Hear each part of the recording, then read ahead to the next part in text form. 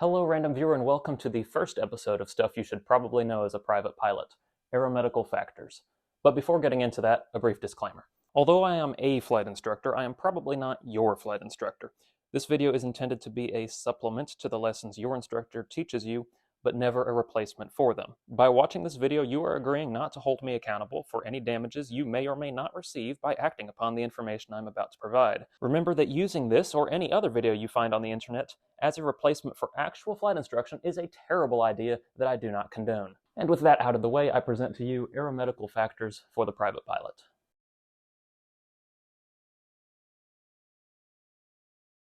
So what do I mean by aeromedical factors? If you break the word down, aero, flying, medical, I hope I don't have to explain that one. How does flying affect you? How are you going to be physically affected by the flight environment? That is what we're trying to answer today. The first thing you should probably do if you're considering flying, or one of the first things you should do, is get your medical certificate. I have trained with people who got quite far and I did not require a medical certificate soon enough, and then they later learned that they had some kind of disqualifying condition. And that's heartbreaking. And it's really bad when you've already invested quite a bit. So please get that medical certificate early just to make sure that you can get it, and get the highest grade or class that you think you might need for the career or type of flying that you were considering in your future. That way you know now whether or not you can actually obtain that medical certificate that you will need, or if you need to make alternative plans. So there are three main classes of medical certificate you can obtain in the US: a first class, a second class, and a third class. They make that one pretty easy. 1, 2, and 3. Each one allows for different things, different privileges and limitations. You're going to hear this term a lot as you go through aviation: privileges and limitations. A privilege is something that you get to do. A limitation is, of course, something that limits you. It restricts the things that you can do. So let's put this in here. We have our privileges and our limitations. I'm just going to abbreviate it to conserve space here. I'll get down here and we'll start with the third class. A third class medical will allow you to fly for fun, personally. So let's say personal flying. And the limitations are kind of in that you cannot fly for hire. The second class medical is the first one in this list that will allow us to actually make some money flying. Now, of course, you need to have the correct certificate to do that. A private pilot certificate does not allow you to make money. But if you had a commercial pilot certificate, a second class medical could be enough, depending on your job. Now, a large limitation of this: it is not accepted outside the US when you're flying for hire. And even though it's not in the law, most employers do not want a second class. They're going to want you to have the best, the first class medical. So with the first class medical, your privilege is international for hire flying. You can fly for money in just about any country. I can't say all of them because there's probably one or two out there that have some kind of odd law that has some kind of other restriction. But for the most part, the first class medical will get you where you need to go. And the basic first class medical has no real limitations except for what is listed on the certificate. Mine, for example, says that I must wear corrective lenses at all times because I'm basically blind without my contacts. So obviously, although I have a first class medical, I need to have those corrective lenses to be able to fly. But if you did not have that issue that I have, there would be no limitations on that first class medical. One thing to keep in mind, though, with all of these medical certificates is there are certain standards that have to be met in your health to qualify for them. The lowest standards are for the third class, and then the second class is slightly more strict, the first class being the most restrictive. To get some specifics on this, look at 14 CFR, Code of Federal Regulations, Part 67. That deals with medical certificates and what kinds of conditions would be disqualifying, what kinds of standards you need to meet medically to qualify for these varying levels of medical certificates. One limitation to keep in mind for all of them, though, is if at any point you develop or know that you have a condition that is disqualifying, your medical is no longer valid. Your knowledge of the condition makes it invalid. At least that's how the law is written, so just be aware of that. Now, if you cannot qualify for these, but you did in the past, let's say you developed some kind of condition that would be disqualifying, there is another option, and that is called Basic Med. Basic Med allows you to fly with your driver's license as a medical certificate, and you have to go to your normal physician every year and have them fill out an extensive checklist of things that they check.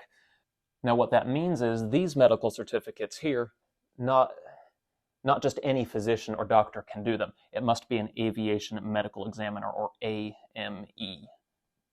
So an aviation medical examiner is required for the first, second, and third class certificates, if you want one of those. And of course, to qualify for basic med, you must have had one of these in the past and not been disqualified. If you have a valid third class or better, you can switch over to basic med whenever you like. Just be aware, you have to take a class every year, you have to get that physical every year.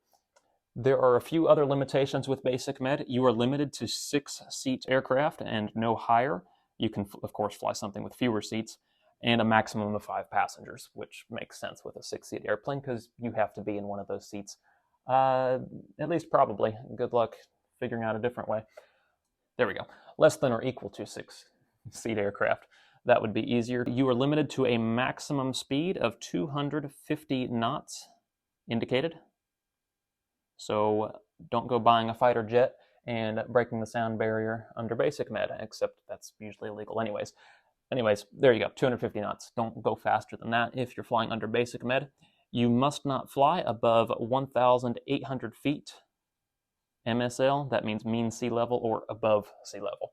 And back to those aircraft, you are limited to 6,000 pounds. You cannot fly something that is heavier than 6,000 pounds. And that is the max takeoff weight. So that's basic med. One thing I did not say previously, if you have a first class medical, that gives you the same privileges of third class and up. So what that means is, yes, your first class medical is good enough to fly international for hire. It's obviously good enough to fly personally for yourself for fun. Same thing with the second class, you can still fly for fun. So this gets us to the idea of having a medical certificate, but maybe having the privileges of a different medical certificate. Let's get into that in a little bit more detail, and I'll move over here. We'll do our same first, second, and third class. And now we're going to deal with how long do they last? What are they good for? And you see here in the duration I have less than 40 years old or greater than or equal to 40 years old. That is at the time of the medical examination, the time you went to your aviation medical examiner and had that examination done. So if you went in the day before your 40th birthday, you're still good with the less than 40 to the end of that medical, to when it expires, even though you turn 40 right after. Now, if you had that medical exam on the day of your 40th birthday, any medical exam after that, you have the duration of greater than or equal to 40. So these ages are based on the time of the examination. Remember that. So starting with that third class, when you are younger than 40 at the time of the exam, it is good for 60 calendar months. You're going to see calendar months a lot, so I just put C months because calendar is a long word to write and it takes up a lot of space, and I'm lazy. So 60 calendar months, in English, 5 years.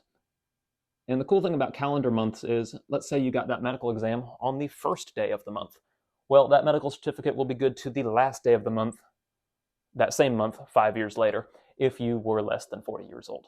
So there we go, 60 calendar months as a third class. Pretty simple. Now, when you get to your 40th birthday, they drop that down to 24 calendar months or 2 years. But otherwise, still the same. It's a third class medical. Now, this is where things get a little bit interesting.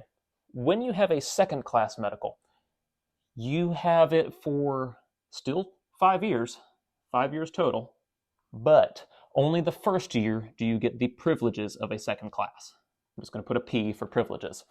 At the end of that first year, you can no longer fly for hire. You can only fly personally for fun or for yourself. And when I say that, I mean not for hire. There are a variety of things that you can do not for hire. There's a long list, which I'm not going to go over right now.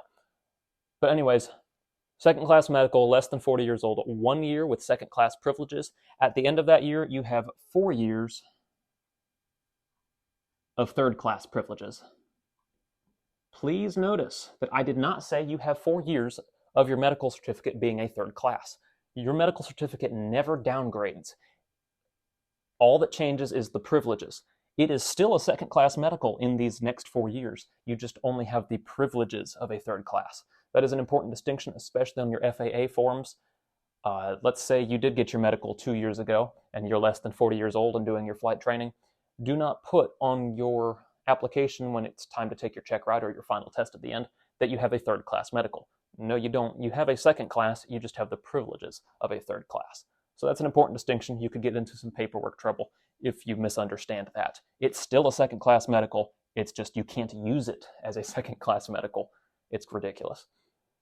But that's the law.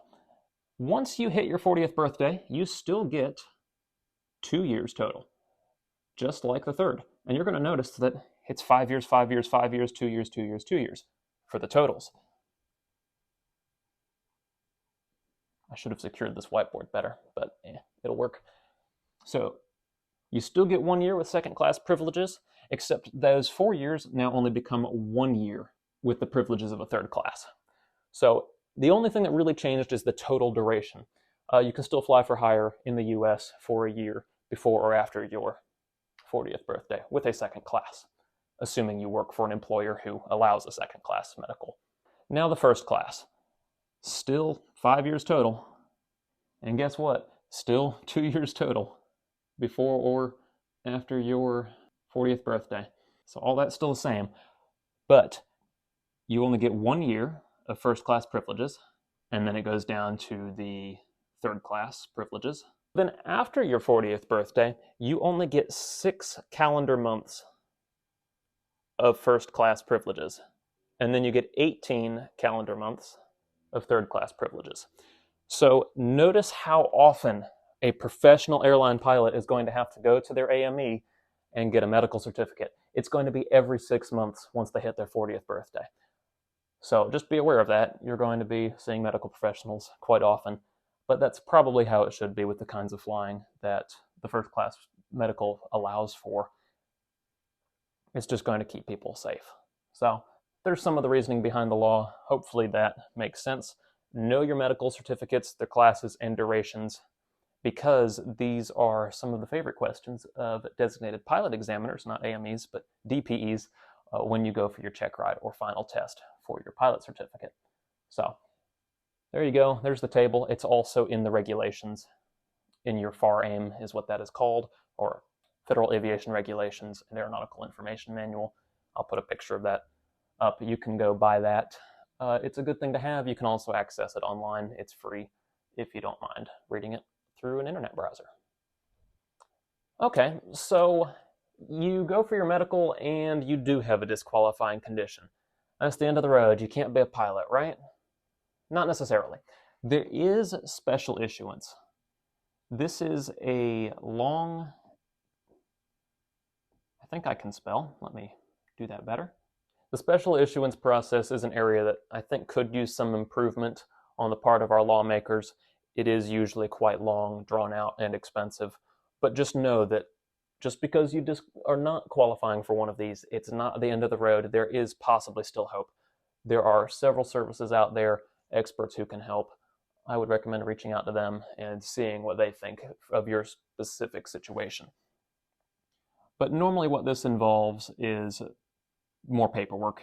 Just going to the proper medical professionals, having that paperwork sent off to the FAA in Oklahoma. They'll review your case, and assuming they're not horribly backed up, which they're always horribly backed up, you can oftentimes get your medical. Sometimes you have to get what is called a Statement of Demonstrated Ability, or a SOTA. It's where you go up with an FAA professional in an airplane and prove that your medical condition does not interfere with your ability to fly the airplane, or that you have come up with some kind of method that still makes it safe for you to fly the airplane. And in a lot of those cases, you'll be limited only to a third class. But it just depends. It's going to be different for every situation. Just don't give up hope immediately after being disqualified from one of these.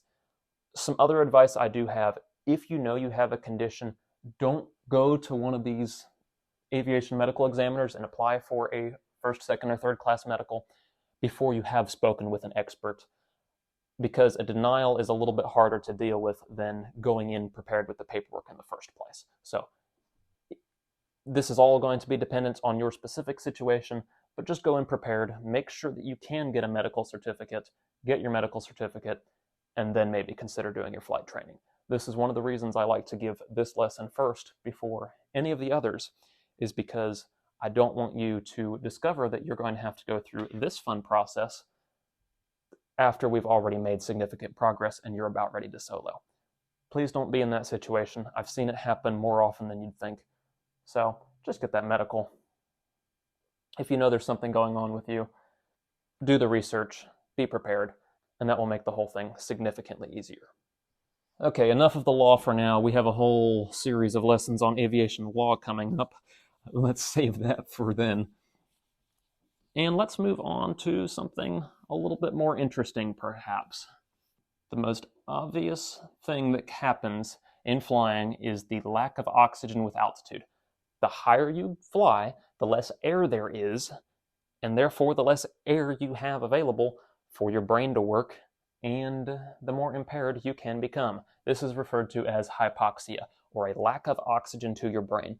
That is how I want you to understand and define this word: lack of oxygen to the brain. I'm not going to try to draw an illustration from a medical textbook. I don't think that would turn out too well, and I've also had people who don't enjoy seeing pictures like that, so we'll try to avoid them as much as we can. But I could put up a picture here briefly. If you don't like this kind of thing, I guess look away, but it's just a diagram. I'll go ahead and draw it out just with words to make things easier. So here's the basic pathway.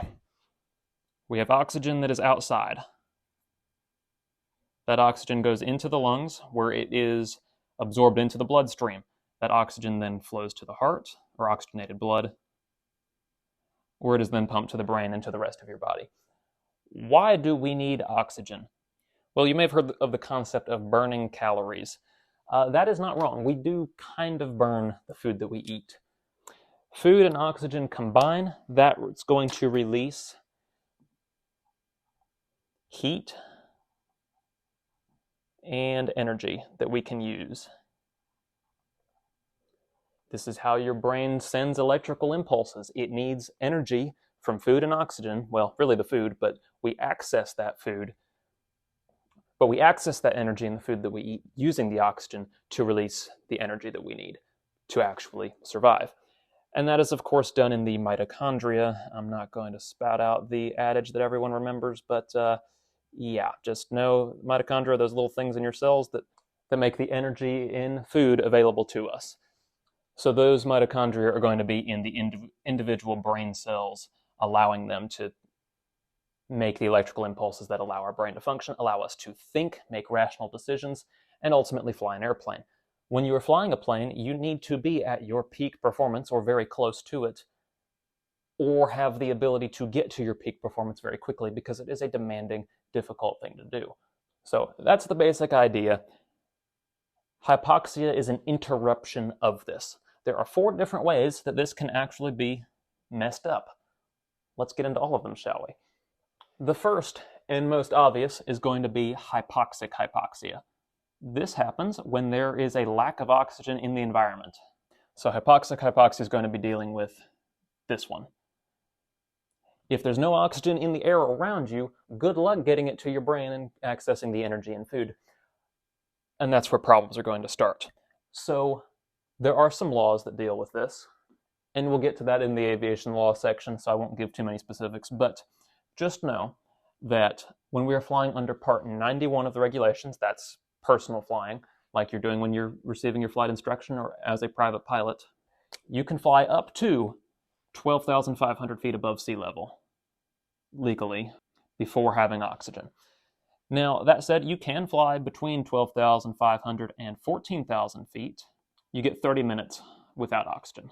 What I mean by that, no supplemental oxygen. You need to have an aviation-approved oxygen system in the airplane or oxygen equipment that you can then breathe to receive enough oxygen for your brain to keep working. Hypoxia can be somewhat cumulative. In this 14,000 to 12,500 foot range, at least the way the law is structured, it's accepting that you have quite a while before the lack of oxygen starts to become a problem. So 30 minutes is a very conservative, usually safe place to be. But please note that these laws are written from a conservative perspective for perhaps whoever wrote them's idea of the average person, or maybe a little below average. But there might be people who need a lot more oxygen than average. and that would be people who smoke, people who have existing medical conditions. I would be hesitant to fly above 8,000 feet with some of those people in the airplane, and in some cases even 5,000. So just be aware, even though this is the law, you might want to be more conservative depending on your specific situation or the specific situation of the people in the airplane with you. So be aware of that. And above 14,000 feet, you must have supplemental oxygen at all times. One concept I do want to introduce here that the law kind of started to give to us is time of useful consciousness. Very important there, useful consciousness. You may not black out, you might not be completely unconscious, but you're good for nothing in a certain environment when oxygen is missing.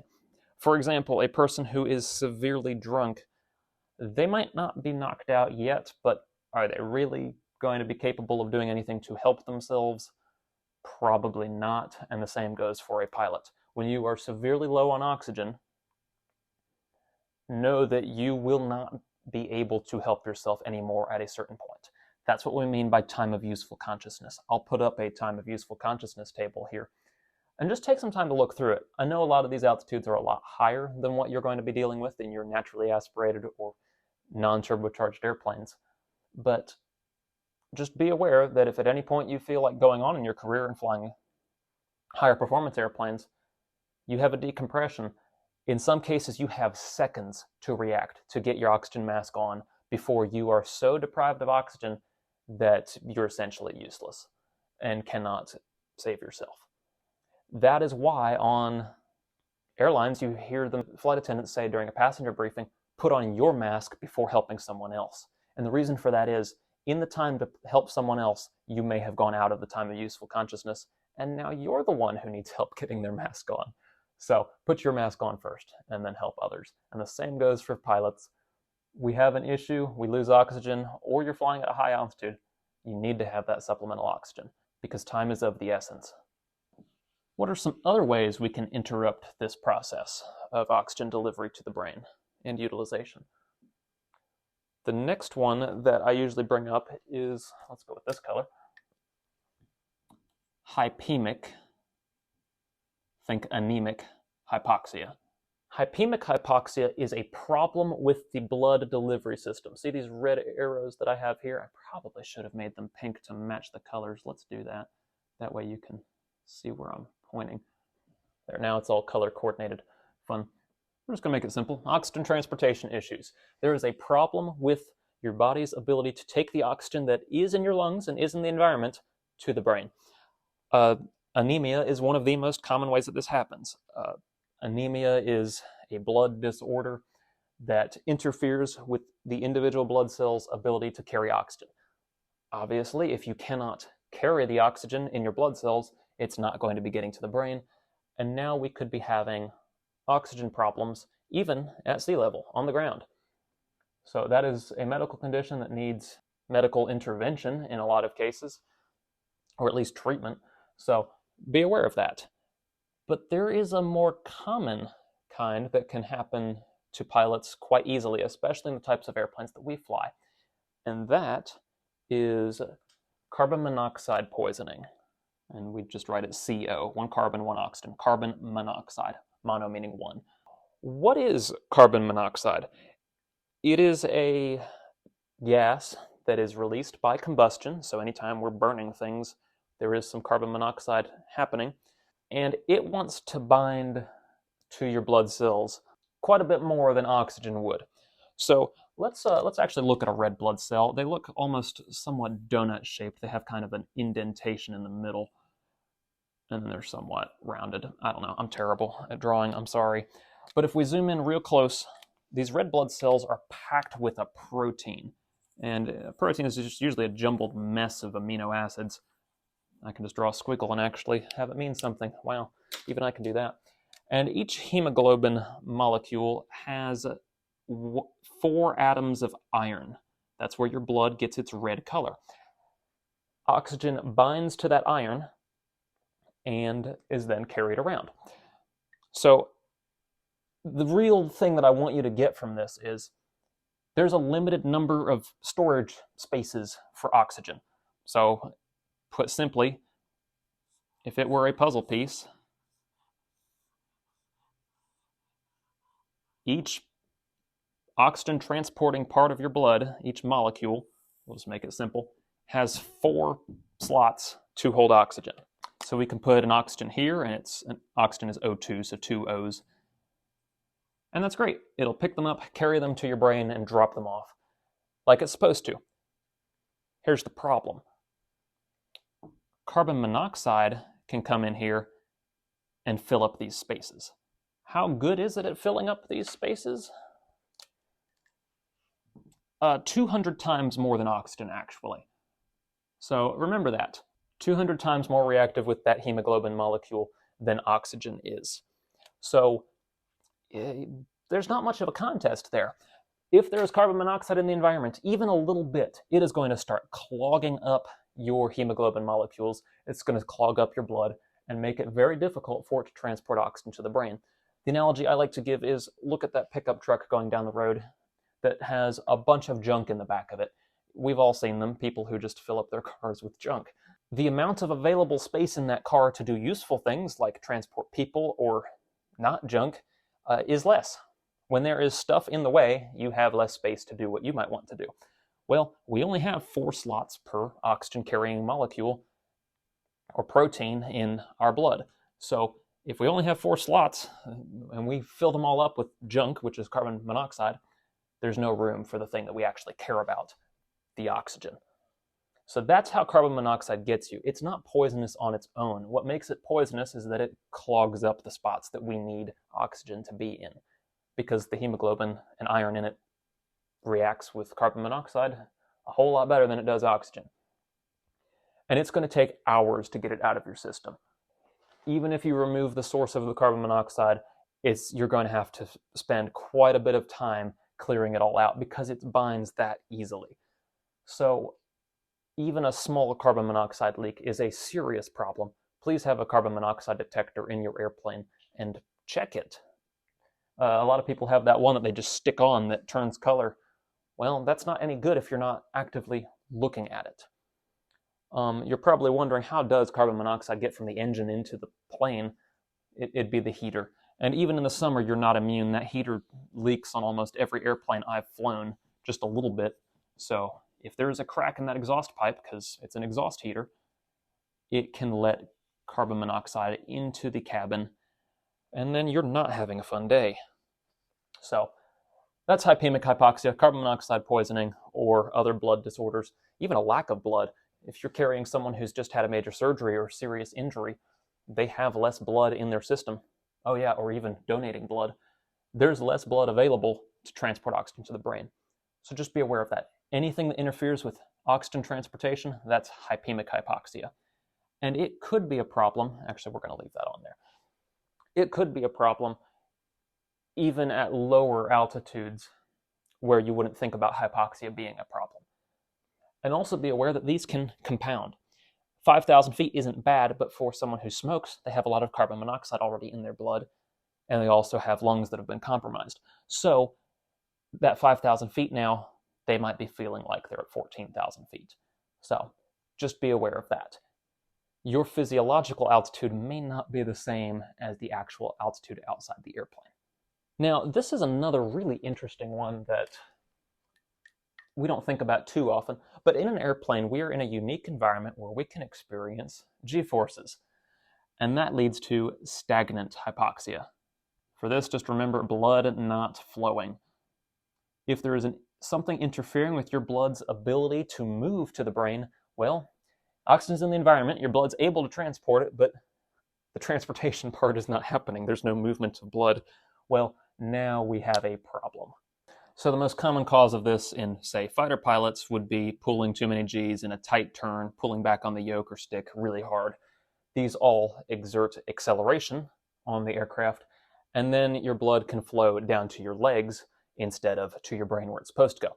Remember, blood has to flow uphill in a G-force environment where we are experiencing abnormally strong gravity, which is kind of how that works. Your heart might not have the strength to push that blood up, and it's going to pool in your legs. And it does not take long for this to lead to blackout, which is where your eyes stop working, and then very shortly after that, you will actually lose consciousness. So don't do that. Most of your airplanes probably aren't rated to pull the kinds of Gs necessary to get to this point. It's typically around 5 Gs for a few seconds that would knock someone out. Our airplanes are typically only certified up to 3.8 Gs in the normal category. So if you're pulling 5 Gs, the wings are probably going to give out before you do. Just don't be doing that. But also know that it takes quite an aggressive maneuver to be pulling those kinds of Gs. A 60-degree banked turn, which is a very steep bank angle, will only pull 2 Gs if you're holding level. You have to work pretty hard to get to the kinds of maneuvers that fighter pilots are doing in your little training airplane. And if you're trying to work that hard to do that, what are you doing? Don't do that. There is another way, though, that stagnant hypoxia can happen. Sitting for too long, maybe getting a blood clot in your leg, or a heart attack. This is how heart attacks kill people. It's the fact that the blood is not flowing to parts of the body where it needs to go. Those parts starve of oxygen, die, and then stop doing their job, and that leads to other problems. When you have the chance, get out of the plane, walk around a little bit, maybe consider, instead of flying for 4 hours straight, maybe stop and take a break 2 hours in, get some fuel, because it doesn't hurt to have extra fuel in most cases. Stretch your legs, use the bathroom, and that will also help avoid blood clots that could cause problems. On those longer flights, move the muscles in your legs from time to time, clench them up some, just to keep some kind of blood flow happening. Don't just sit in one spot completely relaxed for 4 hours straight. That's not good for you in an airplane or at a desk or anywhere else you might be sitting like that. So just something to bear in mind as well. Stagnant hypoxia, blood not flowing. Keep that blood flowing. The last one is very interesting.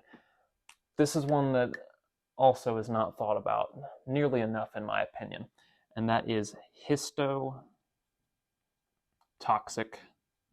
hypoxia. That's kind of a weird word, but histo means in tissue or within the actual cells and structures that build up your body. And toxic, it'll kill you. Hypoxia, so lack of oxygen to the brain. So it is a poison in the tissue that is causing the hypoxia. Interesting. This is where certain poisons do the damage that they do, is they attack the mitochondria. See, there was a reason I drew it.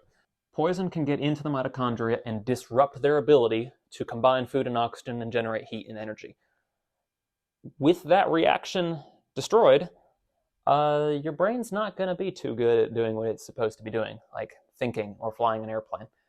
So this is yet another way that we can become hypoxic. There can be oxygen outside. Our lungs and heart can be working. The blood can be flowing. The blood can be fully capable of transporting the oxygen with no carbon monoxide or other things causing transportation issues. It gets to the brain. It gets into the brain cells. But because of that poison within the actual cells, the oxygen that gets there cannot be used. That is another way we can become hypoxic or have a lack of oxygen to the brain. In this case, the oxygen is getting to the brain. It's just not able to be used. What kinds of poisons do this? One that you may have heard of is cyanide. This is a naturally occurring chemical that can be found in many seeds. There's a good myth about it being in apple seeds. It is, but you have to eat quite a few and you have to crack them open for it to be a problem. Don't be too concerned about eating apples. They're pretty good for you. Cherries have quite a bit of cyanide in their seeds, so I wouldn't recommend swallowing too many cherry seeds. But even if you did, you'd have to crack them open for that cyanide to be absorbed. And 1 or 2 is probably not going to hurt you, but don't be crazy. And then there's more malicious ways that cyanide has been used. I'm not going to get into that, but if that's a concern of yours, maybe deal with that before your flight training. But there is another poison that's very common in our society that's almost worshipped in some ways, and that's really strange to me. But it's called alcohol. And this particular poison, just like cyanide, not quite as severely, attacks the mitochondria, interferes with their ability to use oxygen, and impedes your brain's ability to do what it's supposed to do, which is thinking and being rational. So by consuming alcohol, you are literally poisoning yourself to where you have hypoxia on the ground. I've heard people say, when I describe the symptoms of hypoxia, oh, that's like being drunk. Yes, but it's the other way around. Being drunk is being hypoxic. But also be aware, even a little bit of alcohol in your system can be multiplied with the lack of oxygen outside when you climb up an altitude in an airplane. And that is why there is a much lower legal limit for flying with alcohol in your system than there is for driving. Because with driving, we're staying at altitudes that we're used to, typically, unless you live in Hawaii or the Rocky Mountains and have severe elevation changes. But with flying, we have very rapid elevation changes, very rapid changes in the amount of oxygen in the environment, usually a decrease. And that coupled with alcohol poisoning in the mitochondria, well, now we can have some serious problems. So we won't get too deep into it again, because aviation law, it's coming. That'll be a fun series of videos. And yes, it will have to be multiple. You may have heard 8 hours from bottle to throttle. So if you have had any alcohol of any sort within the last 8 hours, it is illegal to fly. My personal policy is 24 hours. I don't want to be messing around with that. Some people maybe say 12 hours. That's fine too, but I'd recommend adding to that. Also, 0.04% blood alcohol level is illegally drunk. With driving, it's 0.08, so it's half. And that's for good reason, because there's less oxygen in the environment. But the last one that is in the laws is under the influence. What does under the influence mean? It means any impact of that alcohol. If you are feeling hungover, you're under the influence of alcohol. It is illegal to fly. If you're feeling any impacts of alcohol in your system, even if it was the night before and it's been well more than 8 hours, it's still illegal to fly. You cannot be feeling any effects of that alcohol if you are flying an airplane. That's a small introduction to the law of flying with alcohol in your system. And it is a very serious thing. It is a form of hypoxia. Before we finish up with hypoxia, let's talk about the symptoms. I'm just going to write out the big ones, but just know that there is quite an extensive list you can look up. But impaired judgment is a very large one. Your body is going to trick you to think that you are fine. The more hypoxic you are, the better you're going to feel. That's also called euphoria. That is a symptom, just a feeling of being at ease, being relaxed. Everything is fine. Everything is not fine if that's how you're feeling in the airplane and you're at high altitude. If you're feeling unusually calm, relaxed, and quite frankly, just thankful and happy to be flying, it might be that, but it might also be a lack of oxygen. Maybe time to come down to a lower altitude where there's a little more oxygen, or get that supplemental oxygen system on as quickly as possible if you're at a higher altitude and it's available to you. If you even suspect it, it's time to make a change, because you don't have a lot of time. And the more hypoxic you get, the harder it's going to be to help yourself. So remember that. Also be aware it is easier to notice these symptoms in other people than yourself. So if you see these happening in someone with you, it's time to make a change. You might not notice it in yourself, but it's probably there, and they're probably noticing it in you. It can also impact your vision, especially at night. Your eyes are an extension of your brain, so they need a very large amount of oxygen to operate properly. So be aware that night flying, which uses even more oxygen, that's going to be one of the first things affected. It's recommended not to fly more than 5,000 feet above sea level at night because of just how much it impacts your night vision. Lightheadedness is a common one, feelings of dizziness, just generally something's a little bit off, but not quite being able to put your finger on it. These are all pretty common symptoms of hypoxia. There are some weirder ones. There's one that I have that is not in the books, but if I go for a drink of my water, it will taste metallic if I'm hypoxic. I don't know why, but that's just a weird thing that happens to me. The thing that I'm getting at there is everybody has their own unique symptoms to hypoxia. You can look up lists of them, but those are general for the generalized person, but they're probably going to be different for you. Whatever your symptoms are, though, they will always be the same. So it is worth, in a controlled environment, being able to know what your symptoms are so that you can recognize them if they start happening to you. The FAA has a special chamber where you can fly a flight simulator and they'll lower the oxygen. This is out in Oklahoma. It's very much worth signing up for. I haven't done it, but I've flown some airplanes that have had heater issues and didn't know it until I started feeling weird stuff, and of course landed immediately, but it's happened to me enough times now that I kind of know what my symptoms are, sadly enough. Probably best not to learn your symptoms that way. One last thing you might notice, fingernails and lips turning blue. That's called cyanosis. You notice your color changing in any part of you. That's probably not great. Maybe time to make a change, land. So that's hypoxia. Now, there is one other thing that can cause very similar symptoms, with the only difference being a panicked feeling and a rapid breathing rate. We call that hyper or rapid ventilation breathing. So if you're breathing shallow breaths really fast, that is a problem, especially at altitude, because there is less oxygen in the environment. But it also makes it easy to lose carbon dioxide. So going back to this here, remember how when we combine food with oxygen, it creates energy and heat? Well, there's also another byproduct called carbon dioxide, or CO2. You may have heard of that one.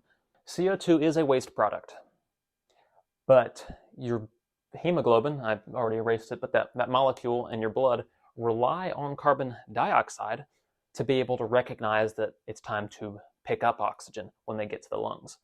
So think of it this way. When those blood cells arrive at the lungs after being at the brain or muscles or wherever they've dropped off their oxygen, they will have picked up carbon dioxide, the waste product of oxygen being used, along the way. They then release this carbon dioxide so it can be exhaled, leave the body, and in its place they pick up oxygen. If there is no carbon dioxide in the blood, or very little, your blood cells don't know to pick up the oxygen when they're there at the lungs. Even though carbon dioxide is a waste product, and don't confuse it for anything else, it is waste, but it's also an important chemical messenger that is used to detect oxygen presence. Your body is assuming that carbon dioxide and oxygen are mutually exclusive. If there's more carbon dioxide, there must be less oxygen. And if there's less carbon dioxide, there must be more oxygen. That's the assumption. It works most of the time, but not always. And why couldn't your body just detect oxygen on its own? It's a little bit harder to detect oxygen. Carbon dioxide, when it's dissolved in a liquid, makes it more acidic, which is really easy for your body to detect. And there's probably more to it than that. I'm not a medical expert. If you breathe too fast, you breathe out all of your carbon dioxide. So normally we want to see some carbon dioxide in the blood and some oxygen. And if one goes up, the other goes down. We talked about that. But if we eliminate the carbon dioxide, because we were breathing too quickly, we were panicked, well, now we're not picking up oxygen. And now we experience the symptoms of hypoxia, even though we're not hypoxic. So if you notice that you're breathing really shallow, small breaths very quickly, the solution is slow your breathing rate. We have the ability as humans to control our breathing. It will be taken care of unconsciously or subconsciously if we don't, but we can also will ourselves to breathe at a different rate. Do that. Use that ability. If you notice you're breathing very quickly, small breaths, take slow, deeper breaths. Breathe calmly, and it will restore the natural balance between carbon dioxide and oxygen. It's easier to throw that balance off at altitude because the air is so thin, you might feel a little bit like there's a lack of oxygen, like you're suffocating a little bit. And that's not fun. So your natural response is to breathe faster. Don't do that because that'll make things worse. You'll get even more oxygen out of your system, or more carbon dioxide out of your system, I should say, which then does lead to even more feelings of that suffocation, which will make you breathe faster. And you see how it makes this cycle, and it leads to panic. You don't want to be panicking when you're flying an airplane. Remember, we need our brain to be doing rational, logical thought as we're flying. So control that breathing rate. So think about it. Would breathing into a paper bag or any bag help with hyperventilation? It's in movies, but it's probably a myth, right? No, it's not actually. When you breathe out your carbon dioxide. But if you're breathing into a bag, it's going to force you to rebreathe that carbon dioxide. It's going to bring the carbon dioxide levels back up in your blood And now the balance is restored. Oh, I hope I did the CO2 earlier. I didn't mean carbon monoxide, carbon dioxide earlier. Oh, and if it's one of your passengers, it's okay just to let them pass out. Once someone loses consciousness, their breathing goes back to subconscious control, and it will return to normal on its own. So as long as they're not the pilot, I guess it's fine to let them lose consciousness. I'm joking. Please give them a bag or instruct them to calm down. But just know, the reason I said that is don't be too concerned about taking care of your passenger that you stop flying the airplane. If it really is a big deal and they do pass out, it's not the end of the world if it's a hyperventilation thing. Now, if it's a hypoxia thing, that is a problem. Get your supplemental oxygen on or descend immediately. A few other things that we're going to go through really quick. Just be aware, as a pilot, you are exposed to more radiation than the average person. Those plexiglass windows don't really do a whole lot for blocking UV. I would consider wearing sunscreen. Maybe buying, if you own the airplane, some special windows that have a very light tint to them that'll block some of the UV. You don't want a huge tint because then you can't see outside at night. But to a legal extent, a slight tint on the windows to reduce the UV exposure is a fantastic idea. But still, wear sunscreen. It is a very good thing to do while you're flying in these little airplanes, and probably even big airplanes. Another one that's often missed is noise-induced hearing loss. These airplanes are extraordinarily loud. Have a good headset. Invest in your hearing. You don't want to lose it over the course of your career. I always carry earplugs that I wear under my headset to have even more noise protection, because I know that I'm particularly sensitive to hearing loss and those kinds of problems, so I'm going to take the preventative measures now. And I would recommend doing the same. Another thing to be aware of is middle ear and sinus problems. I'll put up another diagram for those of you who don't like that. I'm sorry, but I'm not going to try to draw it. But as we're climbing and descending, the pressure changes around our bodies. And sometimes it's hard to make the pressure inside us match the pressure outside us. And that creates problems. Let's start with the middle ear and sinuses. There is a tube in the back of your throat called the eustachian tube that equalizes pressure behind the eardrum with the outside world. When you are experiencing a sinus infection or some kind of infection or seasonal allergies or anything that creates a lot of congestion, that can block that tube. And as you climb up in altitude, now the pressure gets trapped inside your ear. So you might feel a pressure trying to get out on the inside of your ear, maybe both of them. That's not fun. But what's really bad is, in a lot of cases, that expanding air in there makes the tube bigger so it can escape. When the real problems start is during the descent, when the aircraft starts coming back down. Now the pressure around the body is increasing, which squeezes the tube in, and that can really block it if there's any kind of congestion. And once it's blocked, it's very hard to unblock because the pressure differential becomes bigger, the tube gets squeezed even more, and good luck. One thing you can do is hold your nose and blow hard. I've heard it said in a medical textbook that you do not have the physical strength in your lungs to blow out your eardrums, so blow as hard as you need to get that pressure to equalize. At the same time, do this proactively. Don't wait till your ears are blocked. As you start descending, bringing the power back, losing altitude, just go ahead and start blowing air into your middle ears through those eustachian tubes. Keep the pressure inside your body more than the pressure outside, and just do that every few seconds as you come down. If you keep the pressure higher inside than outside, you're not going to have to worry about a block as much. But of course, if you're experiencing severe seasonal allergies, severe congestion, and you know that you're having trouble equalizing pressure, do not fly an airplane. You can do permanent damage to your hearing, and that could give you one of those disqualifying conditions for your medical. So don't ruin your career. Just take the day off. Come back when you're feeling better. That's good now and in the long run. This can also be a problem in the gastrointestinal system. Blockages there don't feel too fun, but they're usually not too bad. They'll pass out one end or the other on their own. I've had people with dental fillings that are really old that have a small air pocket in them experience pain while we're flying because the air in that dental filling will expand and usually push right on the nerve inside the tooth. That is really bad, extremely painful and distracting. So if you are experiencing that, maybe don't fly, maybe go to the dentist and get those fillings redone or something. But yeah, that's not a fun state to be flying in. Get that addressed if that's a problem that you experience. And of course, the sinus system, I forgot that one earlier. There's a lot of tubes and passageways that are only one way in and out. If those get blocked, extremely painful, extremely distracting, not good as a pilot. It can also do severe permanent damage. So again, congestion, don't fly. There's another interesting phenomena that happens when we're flying an airplane. If you don't have the proper vision, the way that we orient ourselves, feel our balance, keep ourselves upright, is a combination of signals from our inner ear and from our vision. If you lose one of those, your body can become very confused, or if they have conflicting information. So let's talk about some of the ways that that can happen. So we'll call this spatial disorientation. I have my notes to make sure I write them all down, and then I'll explain them from there. Spatial disorientation is any time what you think is happening with the aircraft and where you are is not consistent with reality. The reality of where the aircraft is or what orientation it is in does not match with where you think it is. So getting lost, thinking you are somewhere where you are not, that is spatial disorientation. But we're going to be dealing specifically with aircraft attitude, the angle and bank and pitch of the aircraft.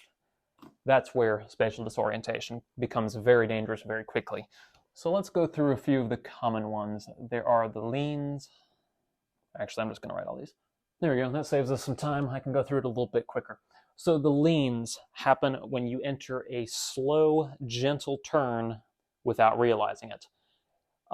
Most of these happen when a pilot is deprived of the visual environment that they need, accidentally flying into a cloud, for example, or a low visibility condition that is slowly getting worse, and you don't realize that it's getting worse.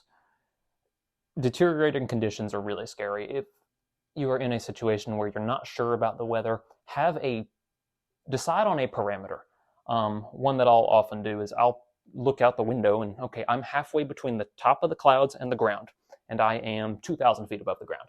Okay, that means the clouds are probably about 2,000 feet above me. If I have to go down to 1,500 feet above the ground to stay halfway between them, I'm going to go ahead and land. Something like that. Decide on it early, ahead of time. If it gets to this specific level, I'm finding the nearest airport and landing immediately. And have an idea at all times of where those nearest airports are, if you're even starting to think that way. Or probably at all times in flying, have an idea of where your backup options are. Just having that attitude alone will save you from a lot of situations.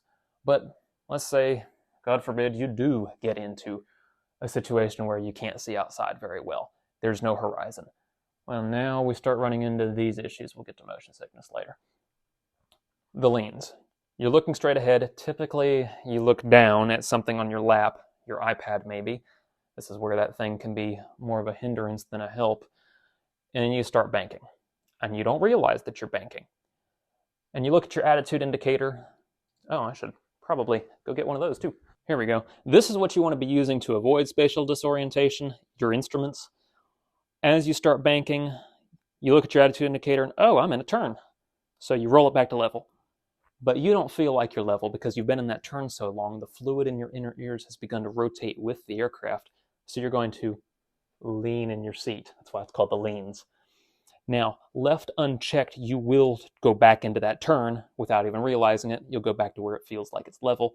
You'll keep turning, you'll keep turning, you'll keep turning. And at some point, you're going to start losing lift because your lift is going straight up from the wings. If you're turning, a lot of your lift is going to turning you and not to keeping you in the air. So the aircraft will begin to descend. See where this gets into a problem? Now the aircraft starts picking up speed. You look at your altimeter. The altitude's dropping. So you pull back on the yoke, right? And that's what you do when you're in a descent. The problem is when you're in a bank like this, that tightens the turn. It makes the turn even worse. If we just pull up, look at that, we're turning harder now. And we're just going to keep that turn tighter and tighter and tighter. As you keep pulling on the yoke, the altitude is going down even faster. You pull harder, the engine gets super loud. It's terrifying. This is called the graveyard spiral. The leans become the graveyard spiral, where that turn keeps getting tighter and tighter and tighter. What is the solution? Look at that attitude indicator. Do not, well, if I can get it to stay still, I picked it up too quickly. If you are in a turn, and this says you're in a turn, trust it. Trust it above what your mind is telling you. roll that airplane to level. Pull the engine power back immediately. Power idle, roll to level, and then, and only then, do you pull out of the dive. Do not pull back on that yoke until you know your wings are level or nearly level, and you have reduced the engine power. If you don't do these things, you're going to keep picking up speed, and you're going to risk overstressing the airplane and having a very bad day. So don't do that. In a dive, power idle, wings level, then pull out. Don't just start pulling on that yoke, making the turn worse. Don't become another graveyard spiral statistic. It happens too often. The graveyard spin is similar in that you get too slow in a cloud, one wing stalls before the other, and the aircraft enters a spin, and you're spinning around, and your spin recovery is power idle, so you pull the engine power out again. Ailerons neutral, don't try to use the ailerons out on the wings, because that just makes the spin worse. Rudder full opposite, so for spinning to the left in this case, you'd give it all right rudder. That'll stop the spin. Now the plane's going straight down, and then gently pull out of the dive. P-A-R-E, power idle, ailerons neutral, rudder full opposite, elevator forward to break the stall, and then out of the dive, nice and gentle. That's your spin recovery. You do it perfectly, but here's the problem. The fluid in your ears started spinning with the airplane, so you think you're in another spin, even though you're not. You've recovered. So you do the spin recovery the other way, which in a lot of cases will result in you re-entering the original spin. And it feels like you're not in a spin, so you feel like you're good until, well, that's the end of it. So yeah, don't be a graveyard spin statistic either. The other scary thing with the graveyard spin is these mechanical attitude indicators, like this one. These gyros can tumble, and they get to a point where if you exceed their limits, they're basically useless. I was able to do it earlier, I don't know how. So if you tumble your gyro, you're in for a real rough day, because now you can't use your attitude indicator. It's completely useless until a mechanic fixes it on the ground. So when you are in a low visibility situation, avoiding a spin in the first place is the most important thing. Make sure that you have enough airspeed. Don't get too slow. Don't be doing things with the controls that could result in that. Trust those instruments, follow them. That's the solution for all of these. But please don't stall in the clouds, because if you spin, it's going to be very hard to get back out. And if you do get back out, you might re-enter the original spin, thinking that you're in a spin when you're not.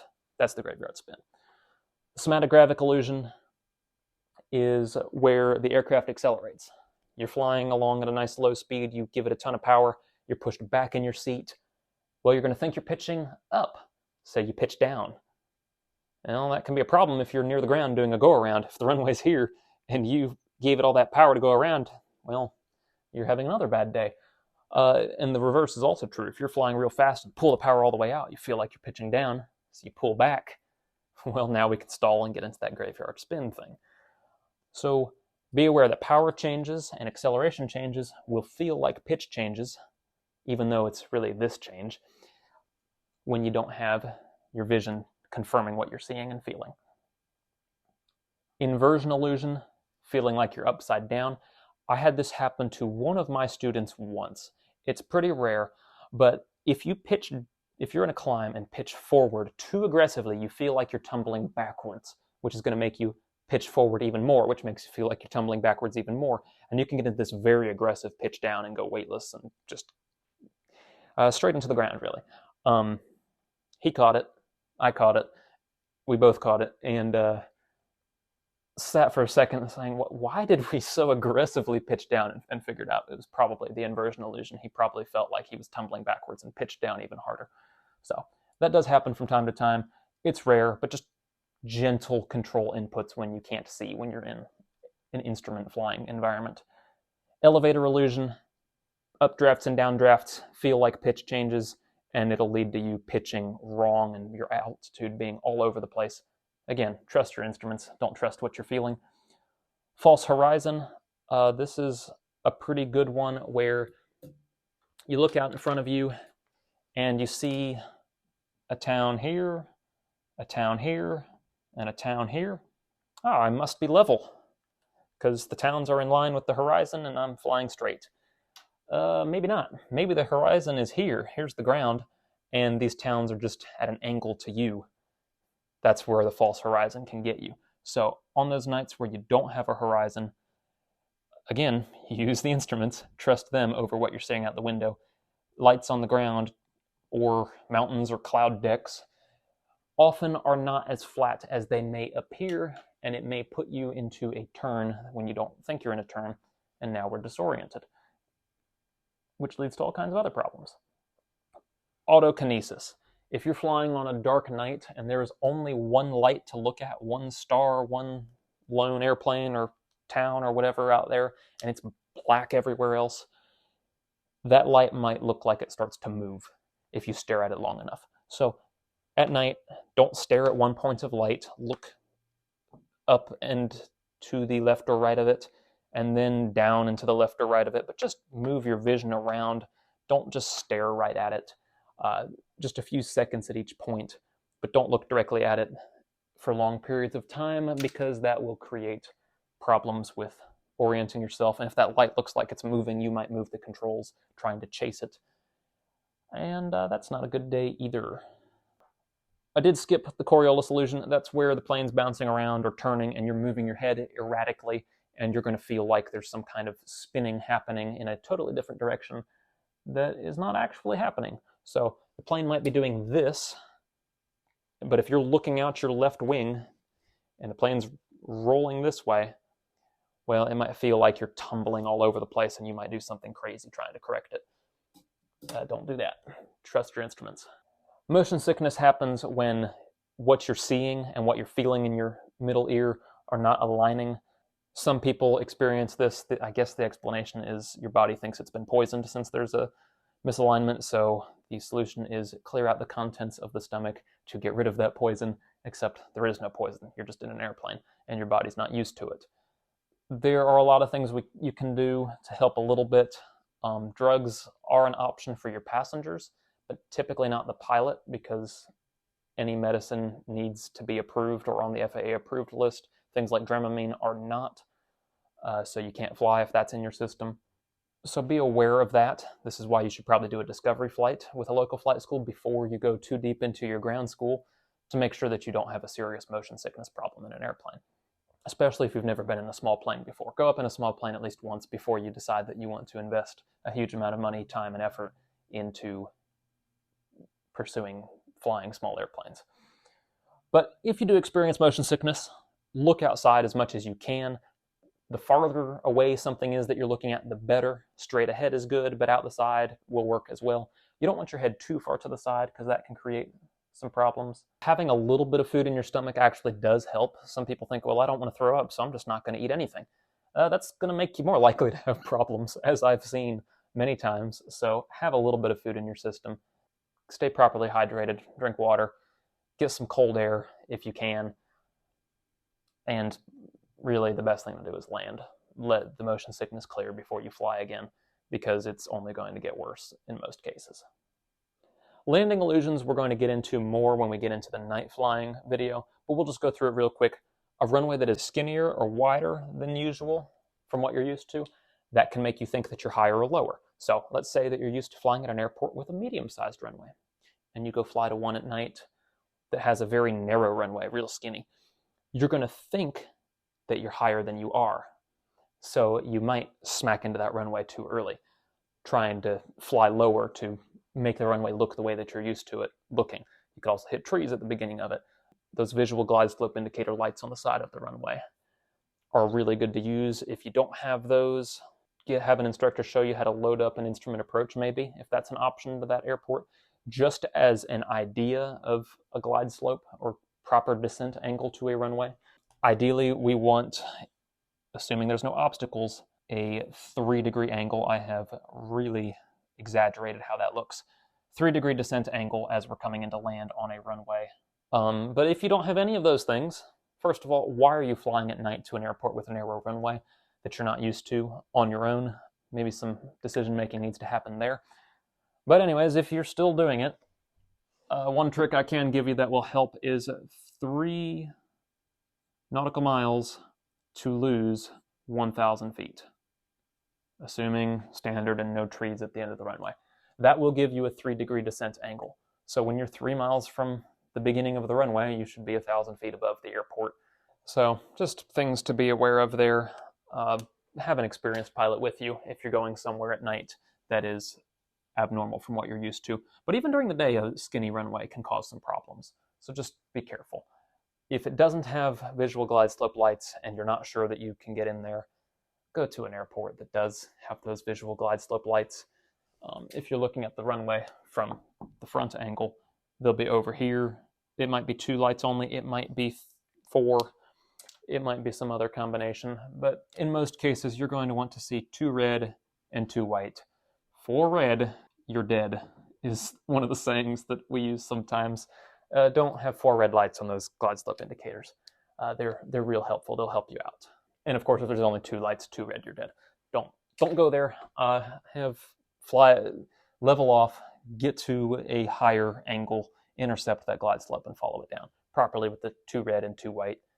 Sloping terrain can create a problem. If the runway is sloping down and away from you, it'll look different, put you on a different flight path. Featureless terrain, nothing to see around. The runway is the only thing that you can see. That tends to make people fly lower than usual. Water refraction on the window, so just rain on the windshield, does bend the light a little bit. The rain on the windshield will make it look like you are higher than you really are, which tends to lead to a lower approach than normal. And that's dangerous if there's trees at the end of that runway, so don't do that. Haze makes it look like you are farther away from things than you really are. That can lead to an improper approach.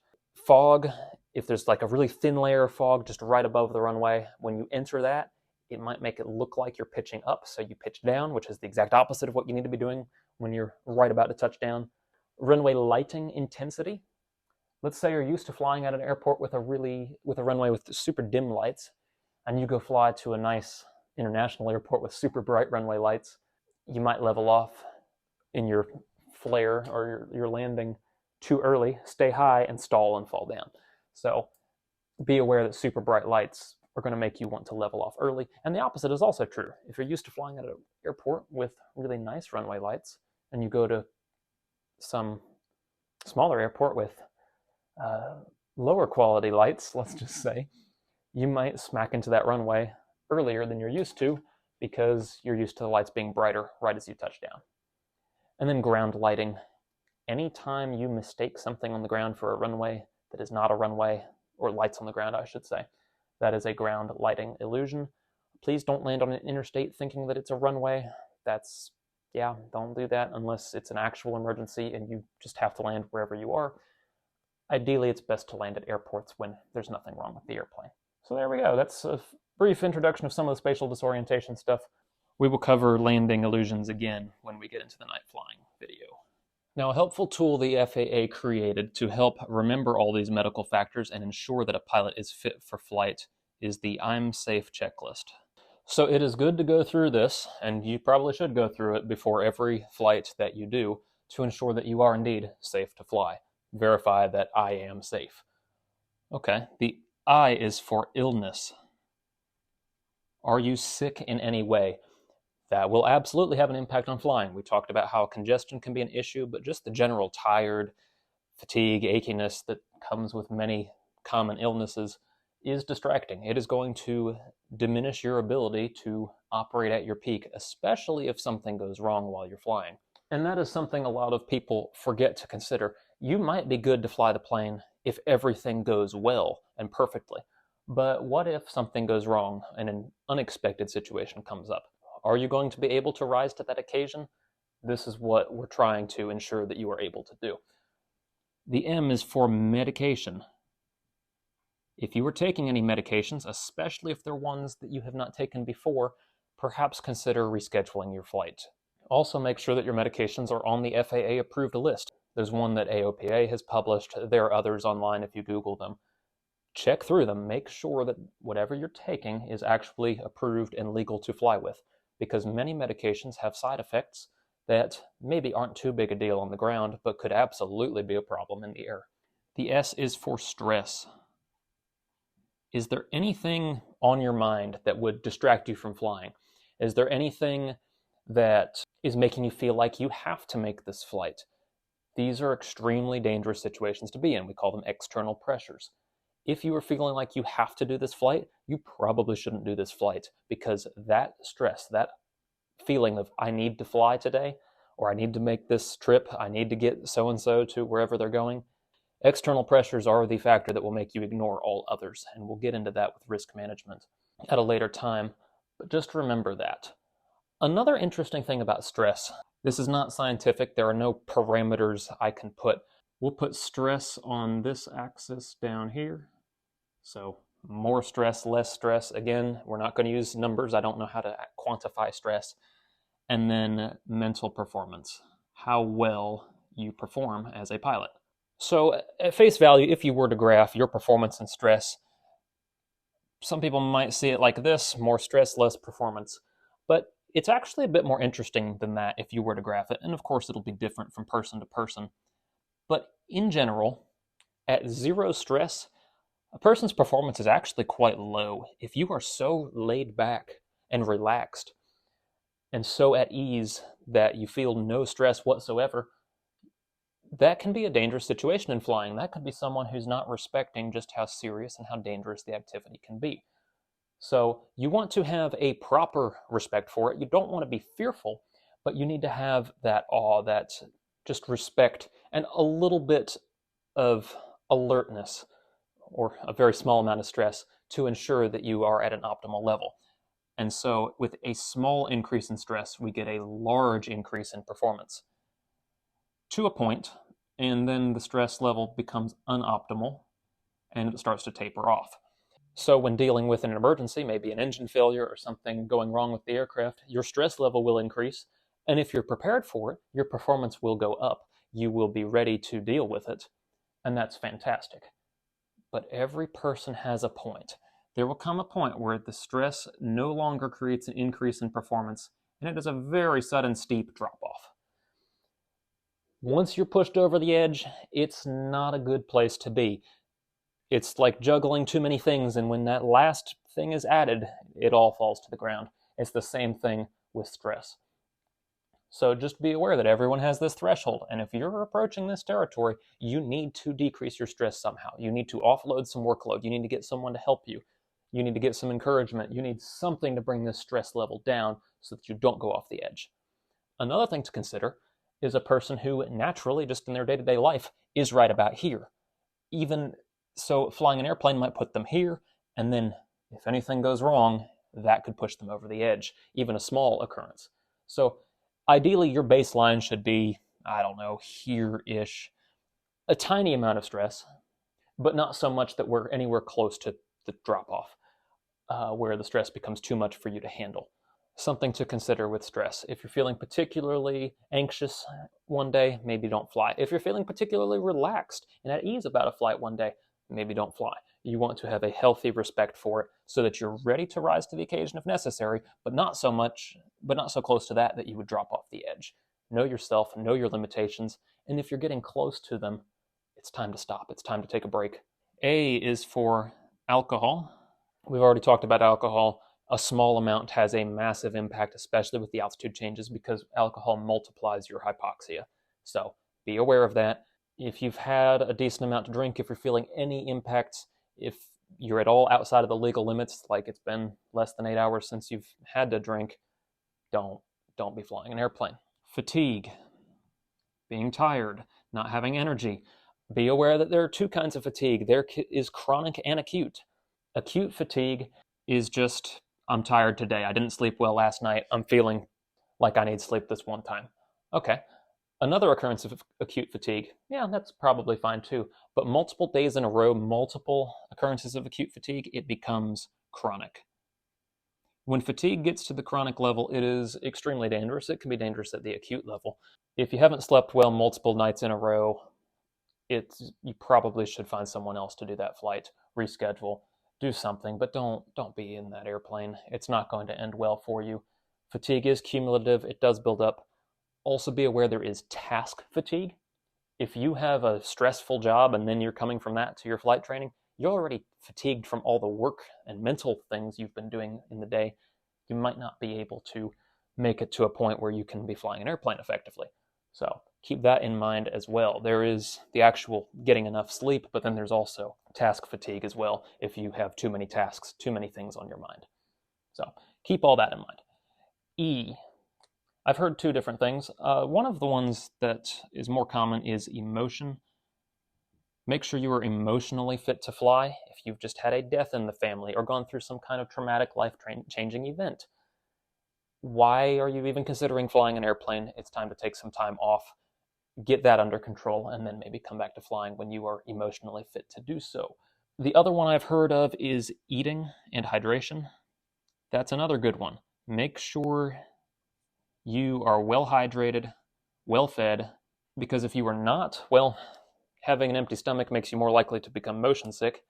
It's also going to make it harder to think. Your mind is going to slow down. Same thing goes with hydration. You need water to regulate all kinds of things like temperature, and it helps your brain function as well. So make sure you are properly hydrated.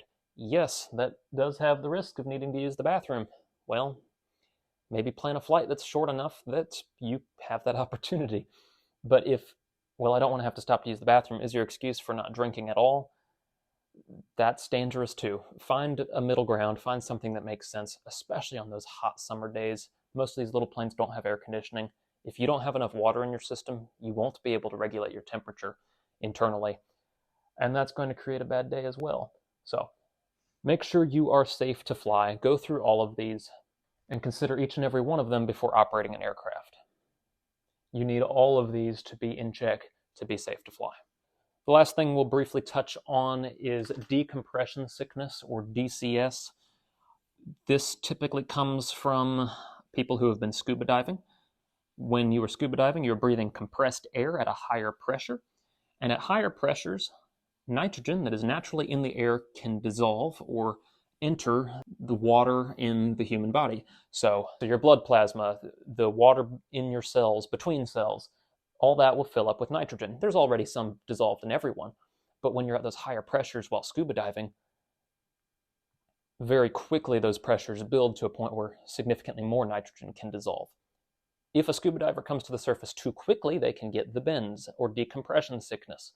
So as a scuba diver ascends, the pressure decreases, that nitrogen dissolved in their body can come out of solution, is what that's called.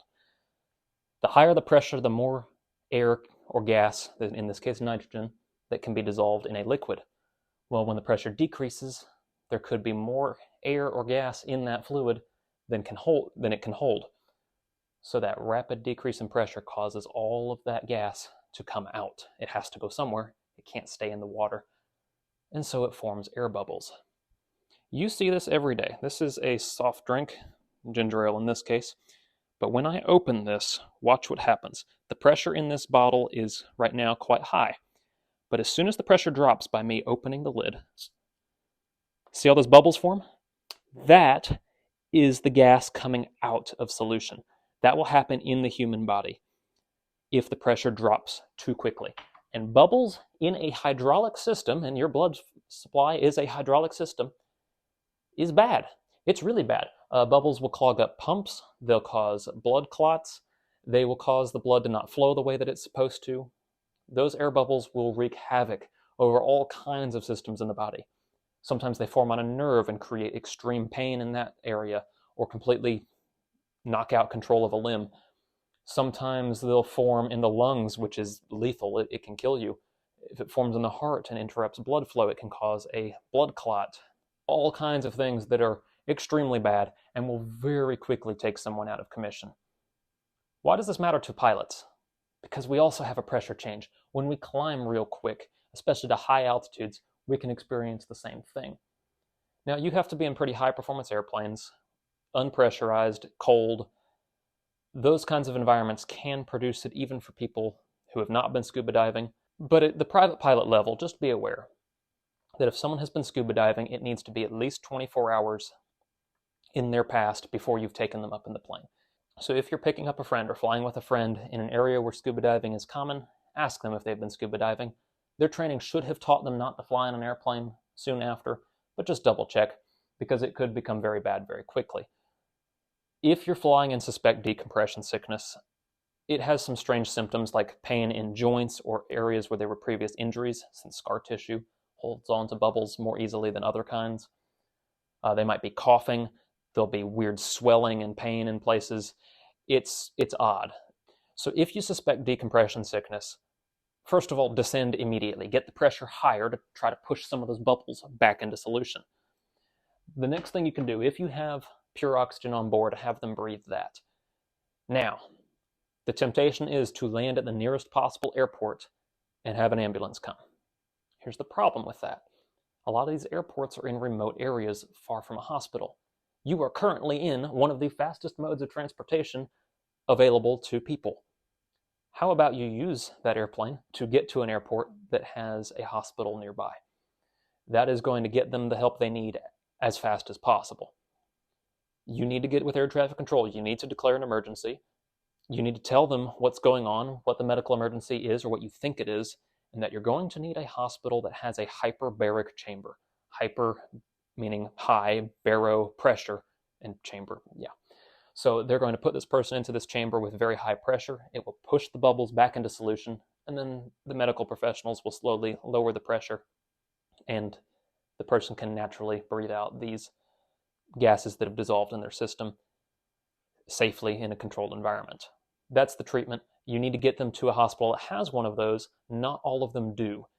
So be ready for that. Make sure you clarify that when you're talking to air traffic control, that you need to get to the nearest airport that has access to a hospital with a hyperbaric chamber. Get them there, get your passenger the help that they need. But better yet, just don't take someone up who's been scuba diving. And so that about concludes aeromedical factors. I hope you enjoyed. I hope you found this helpful. Be safe. Go through your checklist. Make sure you're fit to fly. And don't forget to check on your passengers. They will be experiencing many of the same things that you might, except it's not you. You don't know how their bodies respond when you're probably more familiar with how yours does. I hope this information helps you be more prepared, helps you make safer decisions. And thank you so much for watching. I hope you all have a very nice day.